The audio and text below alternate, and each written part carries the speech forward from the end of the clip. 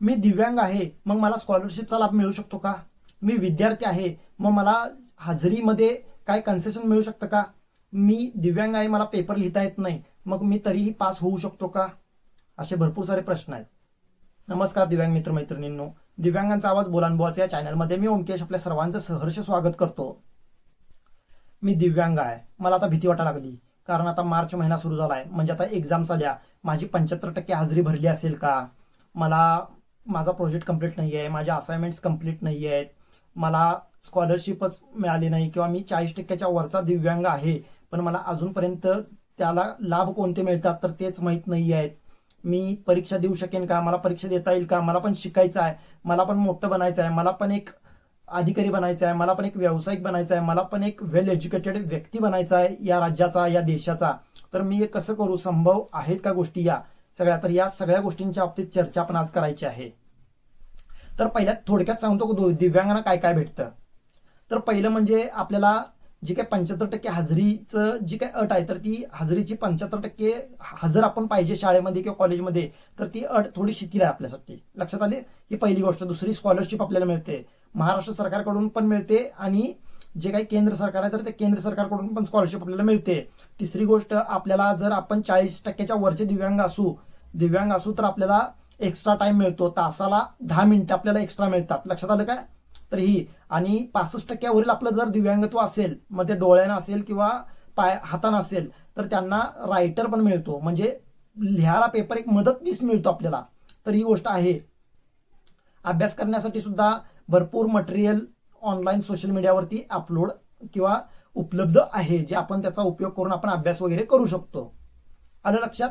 तर या भरपूर साऱ्या गोष्टी मिळतात. तर त्या गोष्टी जर जाणून घ्यायच्या असतील तर तुम्ही व्हिडिओ पूर्ण बघायला लागतोय. आलं का लक्षात? तर आता बघा, पहिला एक सांगतो. आता मार्च महिना चालू आहे, तू काय सांगायलास म्हणणार आता की आता तर वर्ष संपत आलं, 12वीचं वर्ष तर संपलं, 12वीच्या एक्झाम्स पण संपल्या, मग आता आम्हाला कुठला स्कॉलरशिप मिळणार? की आम्हाला कशी काय स्कॉलरशिप मिळू शकते? आम्हाला मिळणारच नाही, आम्ही तर नॉर्मलमधून भरलाय फॉर्म, आम्ही हे केलंय, आम्हाला स्कॉलरशिपच मिळणार नाही म्हणून आमच्या शाळेत सांगितलंय, कॉलेजमध्ये सांगितलंय. आता हे स्कॉलरशिप किंवा बाकीच्या ज्या काही गोष्टी बोलतोय मी, तर त्या सर्वांसाठी पहिलीपासून ते PhD करणाऱ्यापर्यंत, तुम्ही डबल ग्रॅज्युएट व्हा किंवा तिब्बल ग्रॅज्युएट व्हा, त्या सगळ्यांना ह्या योजना लागू होतात. तर आता लक्षात घ्या, योजना तुम्ही जी काही महाशरद पोर्टलचं असेल किंवा स्कॉलरशिपची जी काही महाराष्ट्राची योजना आहे, तर त्याची आपल्याला शिक्षक सांगतात की तारीख संपली आहे वगैरे असं जर सांगत असतील तर ते झूट आहे. 31 मार्च पर्यंत आपण फॉर्म भरू शकतो. त्याच्यामुळे जर तुम्ही अजूनपर्यंत फॉर्म भरला नसेल तरी फॉर्म भरून घ्या, महाडीबीटीचा फॉर्म भरून घ्या तुम्ही, कारण तुम्हाला त्याच्यातून स्कॉलरशिप मिळू शकते. तुमच्या कॅटेगरीनुसार तुम्हाला स्कॉलरशिप मिळते. लक्षात घ्या. म्हणजे तुम्ही कितवीत शिकताय, कॅटेगरी म्हणजे तुमची दिव्यांग प्रकार नाही, तर तुम्ही कितवीत शिकताय त्याच्यावरती. 1ली ते 12वी पर्यंत वेगळं स्कॉलरशिप असते, 12वी ते 15वी वेगळे असते, 15वी ते म्हणजे PGला वेगळे असते आणि PhDला वेगळी स्कॉलरशिप असते. लक्षात घ्या. PhD सुद्धा दिव्यांग करू शकतो. पहिली गोष्ट क्लिअर झाली. आता हे महाडीबीटीचं झालं, पण आपण अजून एक आपल्याला योजना आहे NSP म्हणून. NSP म्हणजे नॅशनल स्कॉलरशिप पोर्टल.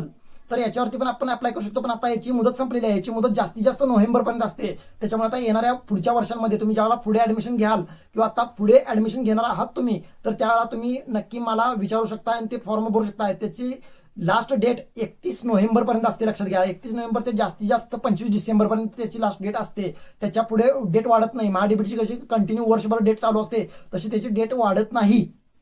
ही गोष्ट आहे लक्षात. तर या योजनेचा तुम्हाला फायदा घेता येणार नाही आता, पण पुढल्या वर्षी तुम्ही नक्की घेऊ शकता. पुढल्या चालू म्हणजे नवीन वर्षामध्ये घेऊ शकता. पण या 2025-26च्या वर्षामध्ये तुम्हाला महाडीबीटीचा अर्जचा किंवा महाडीबीटीचा स्कॉलरशिपचा फॉर्मचा फायदा नक्की घेता येणार आहे तुम्हाला. आलं लक्षात? तर याच्यासाठी फॉर्म भरताना आता कागद काय काय लागतात आपल्याला? कागद बघा, सोपी कागद आहेत, तुम्ही जास्ती काही कागद लागत नाहीत. पहिलं म्हणजे तुमचं आधार कार्ड, दुसरं म्हणजे तुम्ही 40%च्या वरचं दिव्यांगत्व तुमचं असणारं ओळखपत्र म्हणजे UDID कार्ड. आलं लक्षात? UDID कार्ड, त्याला तुमचं UDID कार्ड आणि दिव्यांग प्रमाणपत्र असणंच पाहिजे असं काही नाही आहे. UDID कार्ड नुसतं असलं तरी सुद्धा चालतं, दिव्यांग प्रमाणपत्र नसलं तरी सुद्धा चालतं. लक्षात घ्या. ते कन्फ्युजन होतं, तिथं अपलोड करायला नसतं ते जागा. तर हे दुसरं झालं कागद. तिसरं तुमचं रेशन कार्ड, चौथं डोमासाईल, पाचवं तुमचं बोनाफाईट, जे चालू वर्षाचं बोनाफाईट तुमचं बोनाफाईट एक असलं पाहिजे. डोमासाईल घेतला तुम्ही, रेशन कार्ड आणि उत्पन्न दाखला. उत्पन्न दाखल्याची अट बघा, 2.5 लाखाच्या आतला उत्पन्न दाखला असला तरी सुद्धा चालतो, त्याला काही अडचण नाही आहे आणि दिव्यांगांना कन्सेशन असतं. फक्त तो फॉर्म भरत असताना तिथं दिव्यांग ऑप्शन येतोय, तर तो दिव्यांग ऑप्शन क्लिक करायचा आणि तिथं खाली त्याच्या डॉक्युमेंट्स, आपले जे काही दिव्यांगत्वाचे आपले डॉक्युमेंट आहे तर ते डॉक्युमेंट अपलोड करायचे. आणि याच्या सोबतच जर तुमच्याकडे मागील वर्षाचा रिझल्ट असेल, मागील वर्षाचा निकाल असेल, तुमचा सेमिस्टरचा असेल किंवा फायनल इयरचा असेल किंवा कोणताही असेल, तर तो रिझल्ट सुद्धा सोबत ठेवायचा, त्याचं स्कॅन करून ठेवायचं. फक्त हे सगळ्या गोष्टी मोबाईलवरती स्कॅन करून ठेवा आणि ते तुम्ही अपलोड करू शकता. तिथं एक आयडेंटिटी साईज फोटो, एक सही पण लागते, सही एक कोऱ्या कागदावरती करून ठेवायचे आणि ते अपलोड करायचं. अपलोड केला की तुमचं अप्रुव्हल काय झालंय काय नाही ते तुमचं स्टेटस तुमच्या महाडीबीटीच्या वेबसाईटवरती गेला तर तुम्हाला समजतंय. हे झालं.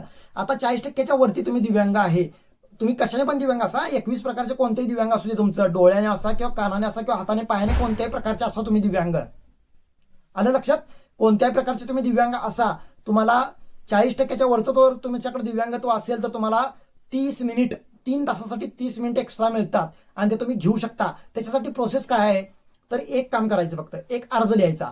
आपले जे काही मुख्याध्यापक आहेत किंवा आपलं जे काही प्राचार्य आहेत तर त्यांच्यासाठी एक अर्ज लिहायचा, त्या कॉलेजचं वरती नाव टाकायचं, विषय टाकायचं की एक्स्ट्रा टाइम मिळण्याबाबत, जास्तीचा वाढीव वेळ मिळण्याबाबत एवढं टाकायचं. प्रति त्या सरांचं नाव लिहा किंवा त्या कॉलेजचं नाव लिहा किंवा त्या शाळेचं नाव लिहा, तुमचं नाव लिहा आणि मी इतका टक्के दिव्यांग आहे आणि दिव्यांग माझा आहे त्याच्यामुळे मला पेपर लिहिण्यासाठी किंवा परीक्षा देण्यासाठी मला एक्स्ट्रा टाइम मिळावा किंवा जादा वेळ मिळावा ही विनंती. त्याच्यासोबत पाठीमाग डॉक्युमेंट जोडायचे, आधार कार्ड आणि तुमचं यूडीआयडी कार्ड, हे 2 डॉक्युमेंट जोडला की त्यांना समजतं ते तुम्हाला एक्स्ट्रा टाइम देतात. लक्षात आलं.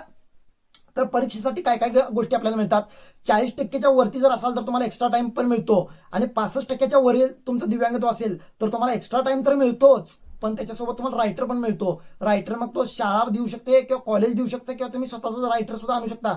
तुमच्यापेक्षा फक्त याची एकच अट असते की तुम्ही ज्या वर्गात शिकत आहात तर त्याच्या पाठीमागल्या वर्गातल्या किंवा त्याच्यापेक्षा पाठीमागल्या वर्गातल्या, तुमच्यापेक्षा जास्ती शिकलेला उच्च शिक्षित तुमच्यापेक्षा नको रायटर, तो नको किंवा नको ती, असं लक्षात आलं. आणि यात एक म्हणजे अडचण असते की तुमचा रक्तातला नको म्हणून, तर असं काही नाहीये, रक्तातला वगैरे काही नसतं. ते फक्त तुम्हाला जर तो लाभ द्यायचा नसेल तर ते सांगतात. आलं लक्षात. तुम्ही रक्तातला असलं तरी सुद्धा चालतं तुमचं, म्हणजे तुमच्या मामाचं किंवा तुमच्या भाऊकीतलं वगैरे कोणतरी रायटर असेल तर सुद्धा चालतं. रायटर घेऊन जायचं, रायटर तुम्हाला लिहायला येतं. आणि आता बघा अजून एक आपल्याला लाभ मिळतो, 40%च्या वरचं जर आपण दिव्यांग असू आणि आपल्याला जर अंधारात वगैरे बसवलं असतील किंवा पाठीमागे शेवटला वगैरे नंबर असेल किंवा मध्ये नंबर असेल आणि तिथं उजेड प्रकाश येत नसेल व्यवस्थित, तर तुम्ही सरांना सांगून, सर किंवा ते जे काही आपले रूम हे असतात, म्हणजे काय म्हणतात त्याला, प्राचार्य असतात किंवा जे काही एक्झाम घेणारे एक्झाम डिपार्टमेंटचे हेड असतात, तर त्यांना विनंती करून आपण स्पेशल रूममध्ये किंवा खिडकीच्या बाजूला किंवा दारा शेजारी आपण जाऊन तिथं बेंच लावून आपण बसू शकतो. असं काही नाही की त्यांच्या नंबरातच बसलं पाहिजे, त्या नंबर वाईजच बसलं पाहिजे, असं काही नाही आहे. आपल्याला अंधारा होतोय, आपल्याला प्रश्नपत्रिका वाचता येत नाही, उत्तरपत्रिका दिसत नाही, हे सांगून आपण तिथं बसू शकतो जाऊन. ते अधिकार आपल्याला आहेत, लक्षात घ्या. 65% वरील असेल तर आपल्याला रायटर सुद्धा मिळतो आणि रायटरला सुद्धा प्रॉब्लेम असेल तर सुद्धा आपण वेगळ्या खोलीमध्ये जाऊन किंवा वेगळ्या तिथे वेगळ्या त्या रूममध्ये जर उजेड व्यवस्थित पडत नसेल, प्रकाश व्यवस्थित पडत नसेल, तर तुम्ही वेगळी खोली सुद्धा मागून घेऊ शकता त्यांच्याकडून, सरांच्याकडून. ते सुद्धा गोष्टी करता येतात, लक्षात घ्या. आलं लक्षात. परत जर तुम्हाला अभ्यासासाठी मटेरियल नसेल, म्हणजे माझा अभ्यासच झाला नाही किंवा मला अभ्यासाचं काही कळतच नाहीये, कारण आता ब्लाइंड मुलांना तर वाचता येत नाही, म्हणजे पुस्तकं किंवा ते जे काही नोट्स असतात तर ते वाचता येत नाही, तर त्याच्यासाठी ऑडिओ बुक्स वगैरे भरपूर युट्यूबवरती असेल किंवा भरपूर सोशल मीडिया प्लॅटफॉर्म्सवरती आहेत. परत तुम्हाला म्हणजे बाकीच्या गोष्टी, बाकीच्यांना पण जर पुस्तकं भेटली नसतील तर युट्यूबवरती ते धडेच्या धडे वाचून दाखवलेले असतील किंवा तुमच्याकडे पीडीएफ जर कॉलेजवरून, ग्रुपवरून किंवा शाळेमधून जर ग्रुपवरती तुमच्या पीडीएफ्स ते आले असतील तर ते पीडीएफ्स वाचून दाखवणारे इन्स्टा रीडर सारखे किंवा भरपूर सारे ऍप्लिकेशन्स आहेत, जे त्या पीडीएफ त्या ऍप्लिकेशनमध्ये टाकला तर ते सगळं पूर्ण वाचून दाखवतं आणि तुम्ही अभ्यास करू शकता आणि तुमची परीक्षा पास होऊ शकता. लक्षात आलं.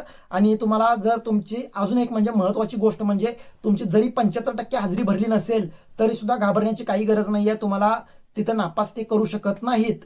लक्षात आलं. नापास ते करू शकत नाहीत कारण आपण दिव्यांग आहे, त्याच्यामुळे आपल्याला म्हणजे जरी मेंटली प्रॉब्लेम नसला आपल्याला तरी सुद्धा आपल्याला हेल्थ इश्यू असतात किंवा शारीरिक दुखणं आपल्याला असतं, त्याच्यामुळे आपण दररोज कॉलेजला जाऊ शकू, शाळेला जाऊ शकू असं नसतं. आलं का लक्षात. एखाद्या वेळेस आपलं चुकू शकतं, एखाद्या वेळेस येऊ शकतं, त्याच्यामुळे 75%च्या आत जरी हाजरी बसली आपली भरली असली तरी सुद्धा आपण एक्झाम देऊ शकतो. त्याला आपल्याला आपला अधिकार आहे त्याच्या बाबतीत. आलं लक्षात. तर या गोष्टी आहेत, या गोष्टींचा आपण लाभ घेऊ शकतो. आलं का लक्षात.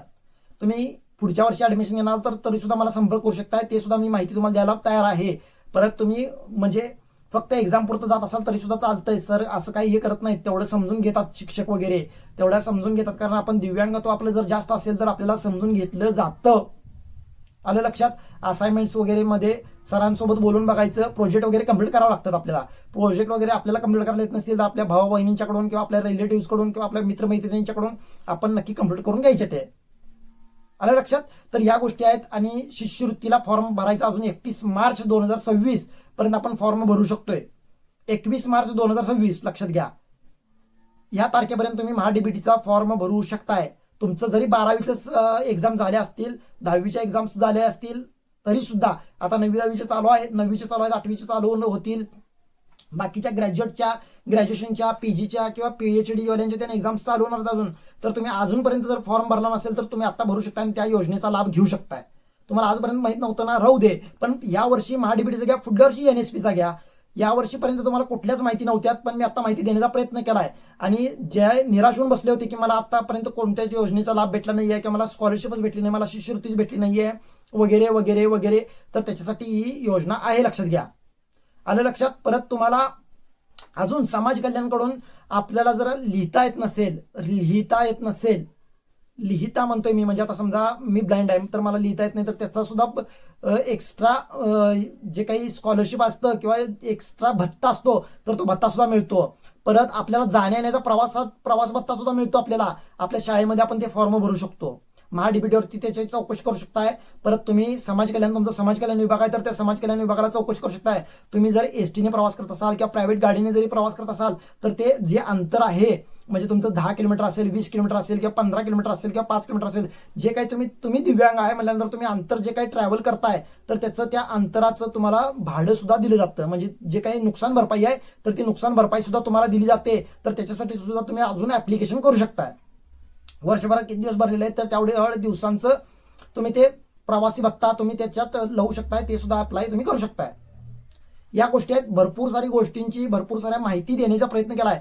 व्हिडिओ लेट आहे मला माहित आहे, पण लेट आहे पण थेट आहे आणि सगळ्यात चुकीचं असं नाही आहे. म्हणजे काय, वेळ निघून गेलेली आहे असं नाही आहे. आलं का लक्षात. तर ह्याच गोष्टी आहेत. भरपूर गोष्टी सांगण्याचा प्रयत्न केला आहे. सगळ्या गोष्टींचा लाभ घ्या. निदान 1-2 गोष्टींचा तरी त्यातला लाभ घ्या अशी एक अपेक्षा ठेवतो, अशी आशा ठेवतो आणि थांबतो. जय महाराष्ट्र, जय दिव्यांग.